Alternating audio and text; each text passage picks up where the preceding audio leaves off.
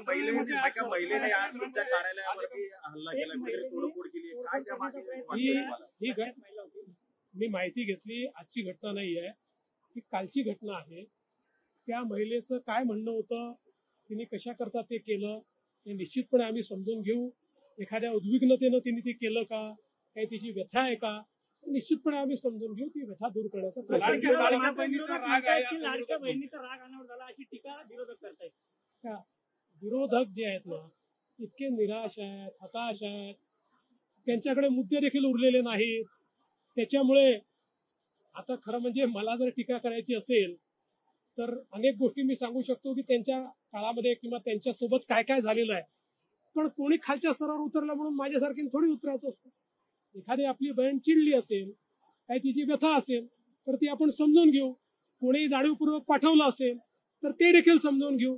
काही त्याच्या मागे वेगळं असेल तेही समजून घेऊ. जे काय असेल, आता माझं म्हणणं एवढंच आहे की ही जी कुठली महिला आली होती, या महिलेची व्यथा आम्ही समजून भाजपने कार्यालय सुरक्षित नसेल, गृहमंत्र्यांचं कार्यालय सुरक्षित नसेल तर लाडक्या बहिणीची योजनेवर बाबा, यांच्या काळामध्ये मुख्यमंत्र्यांच्या कार्यालयात येऊन लोकांनी स्वतःच्या अंगावर रॉकेल ओतून घेतलं.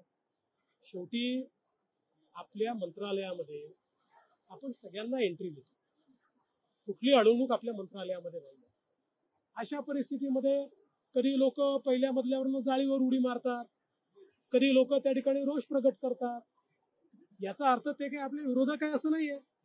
त्यांच्या काही अडचणी असतात, त्या दूर करण्याचा आपण प्रयत्न करतो.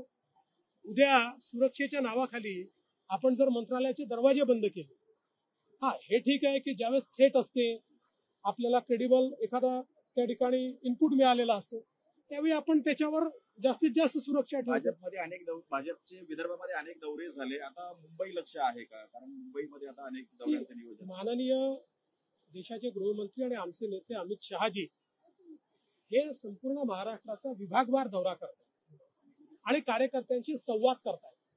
आता केवळ मुंबई आणि कोकण विभाग त्यांचा राहिलेला आहे. जवळपास 1 तारीख त्याची फायनल होते. 1 तारखेला ते मुंबई आणि कोकणातल्या कार्यकर्त्यांशी संवाद करतात. हायकोर्टाने सांगितलंय की अक्षय शिंदेचा मृतदेह 3 दिवसात दफन करा आणि विरोधक पण म्हणतात की हे एन्काउंटर फेक आहे.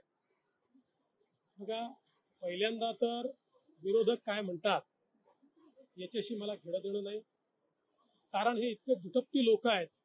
हे मोठा अग्रलेख लिहितात आणि सांगतात लगेच फासावर लटकवा.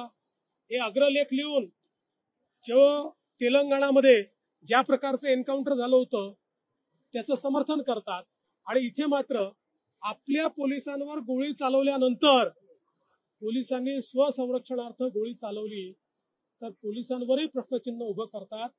एक प्रकारे पोलिसांचं मनोबल कसं खच्ची होईल हा प्रयत्न विरोधकांचा चाललेला आहे.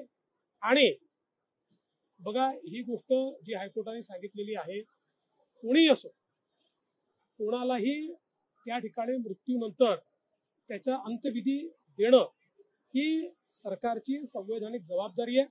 तो व्यक्ती आपल्याला आवडणारा नसला, चालणारा नसला, समाज विघातक असला तरी ते करावं लागतं. त्याच्यामुळे कोर्टाने जे सांगितलंय त्यानुसार प्रशासन कारवाई करेल.